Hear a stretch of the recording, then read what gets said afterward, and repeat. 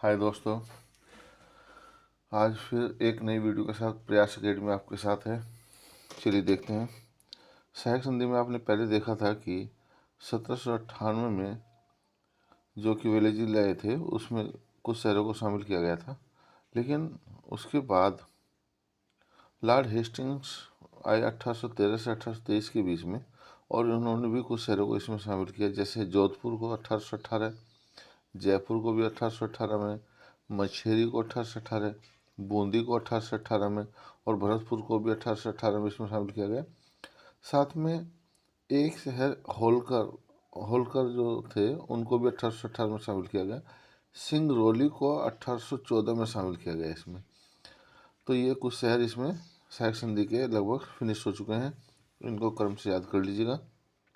Next देखिए, तो next में फिर हमने कुछ विद्रोह को रखा है। अच्छा, ये विद्रोह हो चुके थे सनम के नाम से। अच्छा देखिए, नेक्स्ट क्रांतिकारी घटनाएं हैं, कुछ वेरी इंपॉर्टेंट क्रांतिकारी घटनाएं।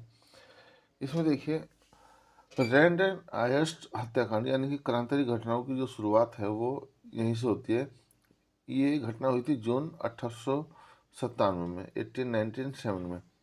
मित्र मेरा एक संगठन बना था, वो 1899 में बना था। अनुशीलन समिति का गठन 1902 में किया गया था, और अभिनव भारत का गठन 1904 में। ये महत्वपूर्ण घटना है, तो इनको याद रखना है। ठीक है, नेक्स्ट देखते हैं। ये देखिए, ये वेरी इंपॉर्टेंट है, ज्योग्राफी का सेक्शन है और वर्ल्ड ज्योग्राफी का सेक्शन है ना।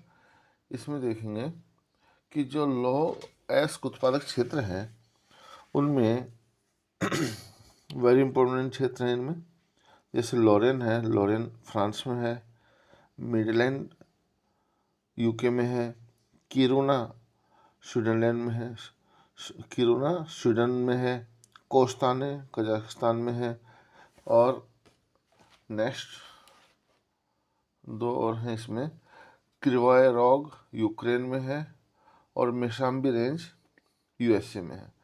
तो एक बार और देख लें कि मेशाम्बी रेंज यूएसए में है, क्रिवाय रॉग यूक्रेन में है, कोस्ताने कजाकिस्तान में है, किरुना स्वीडन में है, मिडलैंड यूके में है, और लॉरेन जो है वो फ्रांस में है। ये सभी लो अयस्क उत्पादक क्षेत्र हैं।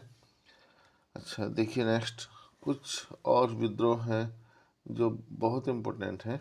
इनमें से देखिए, फराजी विद्रोह 1838 में हुआ, फराजी विद्रोह 1838 में हुआ, खोंद विद्रोह 1837 में हुआ, और कोल विद्रोह 1831 में हुआ। तो इसको इसी तरीके से एक सीरीज में याद रखेंगे। फराजी विद्रोह 1838 में, खोंद विद्रोह 1837 में, कोल विद्रोह 1831 में। ओके, नेक्स्ट देखते हैं।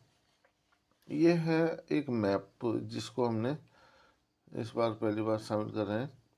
तो मैप से भी क्वेश्चन आते हैं, और उसमें विभिन्न देशों की स्थिति और जो सागर या लोकेशंस होती हैं उनके आसपास के देशों के से प्रश्न पूछे जाते हैं।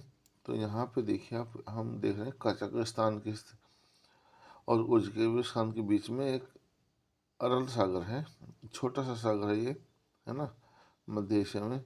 और ये उज्बेकिस्तान और कजाकिस्तान के बीच में पड़ता है। लेकिन हम इसमें देखेंगे कि उज्बेकिस्तान से सीमा मिलाने वाले कौन कौन से देश हैं। तो उज्बेकिस्तान से सीमा मिलाने वाले देशों में Kazakhstan, Kyrgyzstan, Tajikistan, Afghanistan, Turkmenistan. ठीक है, 5 देश उज्बेकिस्तान के बॉर्डर के आसपास स्थित हैं। इसमें कजाकिस्तान, किर्गिस्तान, तजाकिस्तान, अफगानिस्तान और तुर्कमेनिस्तान। ठीक है, ये याद रखेंगे। बाद में इनकी कैपिटल भी देखेंगे, कैपिटल इनकी इम्पोर्टेंट होती है। नेक्स्ट एक डाटा और देखते हैं। जैसे कुछ देशों की राजधानी भी पूछी जाती है, ये इम्पोर्टेंट क्वेश्चन होता है, लेकिन इस पर फोकस कम करते हैं, लेकिन हम लोग इसको साथ में लेकर चलेंगे। जैसे रूस की राजधानी मॉस्को, रूस की राजधानी मॉस्को, कजाकिस्तान के अस्ताना, कजाकिस्तान की राजधानी है अस्ताना। अजरबैजान की राजधानी है बाकू। अजरबैजान की राजधानी बाकू। तुर्कमेनिस्तान की अशखाबाद। तुर्कमेनिस्तान की राजधानी अशखाबाद। और ईरान की राजधानी तेहरान। इसमें कजाकिस्तान, अजरबैजान और तुर्कमेनिस्तान ये इम्पोर्टेंट हैं। एक बार और देख लेते हैं। रूस की राजधानी मॉस्को, वेरी इंपॉर्टेंट है, हालांकि इजी है। कजाकिस्तान की अस्ताना, कजाकिस्तान की अस्ताना। अजरबैजान की बाकू। तुर्कमेनिस्तान की अशखाबाद और ईरान की तेहरान। ठीक है दोस्तों, फिर नेक्स्ट वीडियो में मिलते हैं। Thank you.